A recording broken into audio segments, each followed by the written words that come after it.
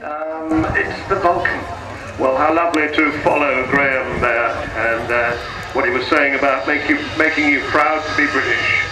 The Red Arrows really do that, and off to our left is another aeroplane that does exactly that. In fact, she has painted on her nose the spirit of Great Britain.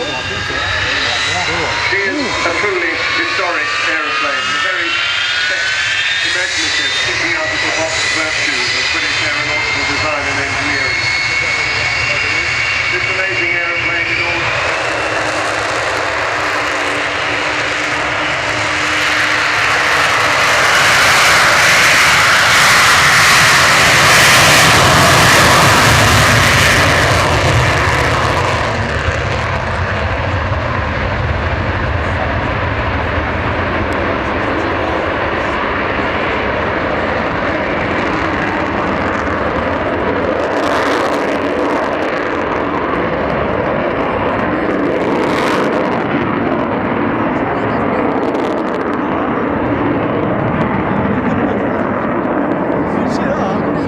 And if that doesn't send a tingle down your spine, nothing will.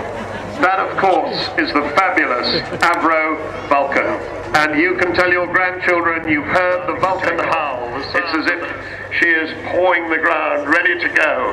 And you see what an amazingly agile aeroplane she is. This is a big bomber that carries 21,000 pounds of bombs, and in fact did exactly that down to the Falklands, with one of the pilots on today, Martin Withers, as the man in charge in the aircraft on the far side of the airfield, Vulcan XH558. Coming back in towards us now, flown from the left-hand seat today by Kev Rumins.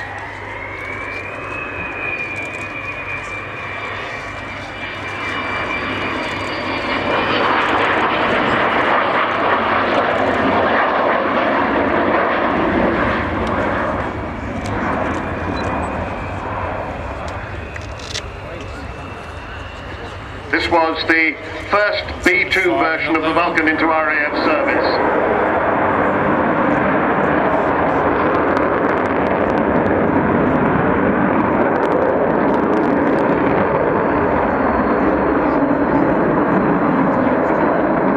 And this aeroplane, XH558, flew here at Waddington on 101, 44 and 50 squadrons. They were all Waddington squadrons. She later became a maritime reconnaissance aircraft on 27 Squadron at Scampton, and then a tanker. She was saved for the display flight when the rest of the Vulcans were disbanded. She finally retired from RAF service in 1993. She bears the colours of all of the Vulcan squadrons, plus the Lincoln coat of arms on the fin with the Panther's head of No. 1 group on the nose.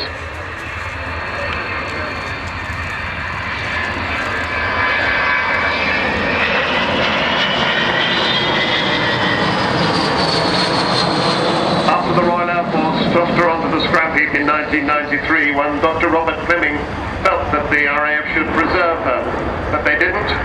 And the end result was the Vulcan to the Sky Trust and the start of a unique campaign to get her back into the air. A campaign that lived on a knife edge since its earliest days, and there have indeed been many near disasters, financially speaking, but always she seems to come through. She costs £2 million a year to run this aircraft. That's about £38,500 every week. That has to be raised. She's not paid for in any way by the taxpayer, the Royal Air Force or the government. She is entirely funded by help from industry and the great British people. So more about how you can help in a moment, but let's keep our eyes on the display, because as she comes round this time, I think we'll see the bomb doors open, and inside the bomb bay that carried 21,000 pounds of bombs, there are now the names of people who've contributed and who've paid to have their names inside that enormous bomb bay.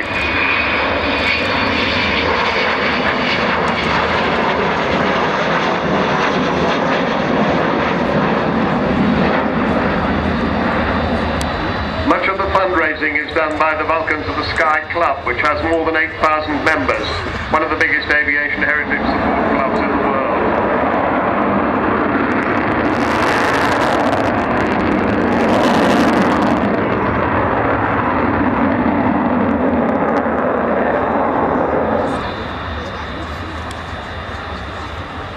So she does continue to need everybody's help. I'll tell you more about how you can provide that.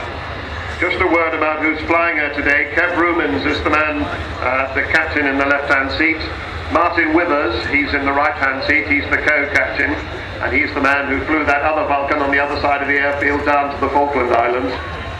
Bill Davis is the air electronics officer, he's the third member of the crew, and he is a man who works for Solex Galileo, and they've been enormously helpful to this whole project, so we're particularly grateful to them.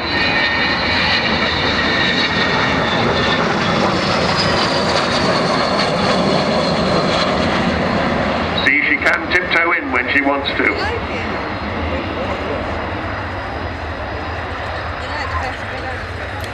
The Americans used to call her the aluminum overcast because when she flies over the sky goes dark.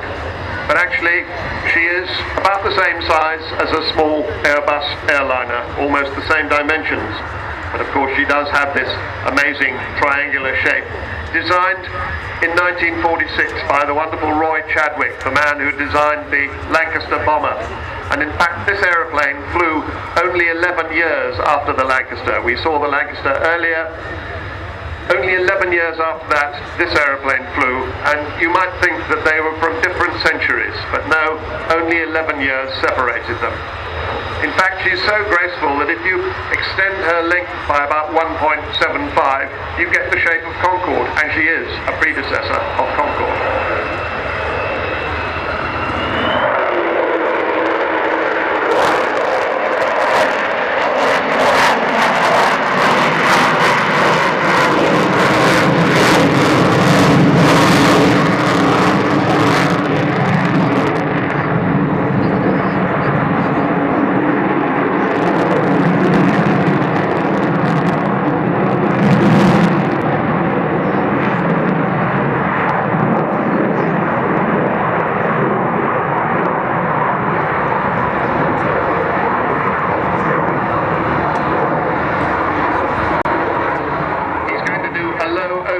So coming in from the left along the runway, you'll see him come down to quite close to the ground, and then he'll put the power on again, and maybe we'll hear the Vulcan howl for the third time today, and he'll go round before coming in for his final landing.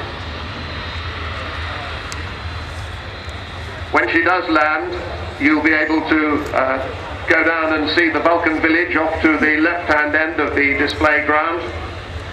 You'll be able to meet some of the crew there later, and all sorts of other things happen there. You can try to land the Vulcan yourself on the Vulcan simulator. You can join the Vulcan to the Sky Club. You can make a note of the website, vulcantothesky.org, all the W's, vulcantothesky.org, and we'll just wait for Kev to come in before I tell you a couple of other things you could be doing.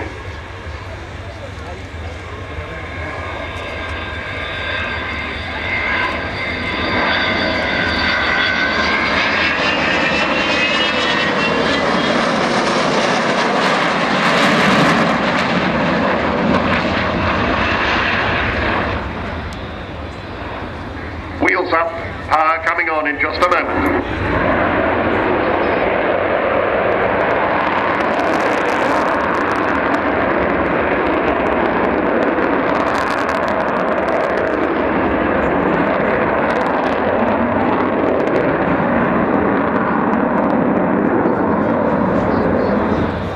There again, that amazing maneuverability. Within a few hours of her very first flight back in 1952, she was being rolled all the way over like a fighter. And in fact, she does have fighter control sticks inside, the one-handed fighter control stick instead of the sort of yoke that you would normally expect in a big bomber. She was even rolled at the Farnborough Airshow before they eventually decided that perhaps they oughtn't to do that, but spoiled sports really, weren't they? I actually was there when she was rolled. I saw her being rolled. She was painted bright white in those days, and it was an amazing event. But you can see from the steepness of the banks that Kev Rumens manages to achieve that she is still just as manoeuvrable as ever she was.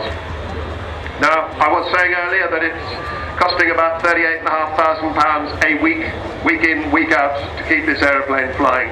So we really do need you to help. So please do go down to the Vulcan Village, or you can go to the Vulcan to the Sky Club stand, which is behind the control tower, not very far from the Air Warfare Centre.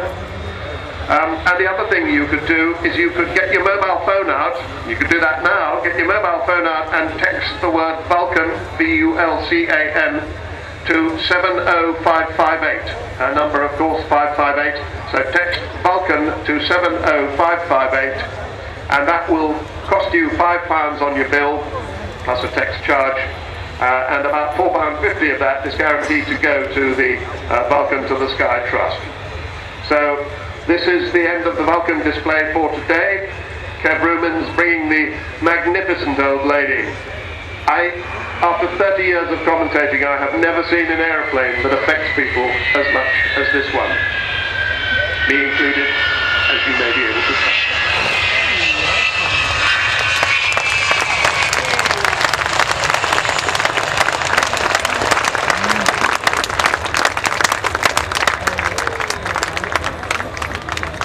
It's got some roar on it.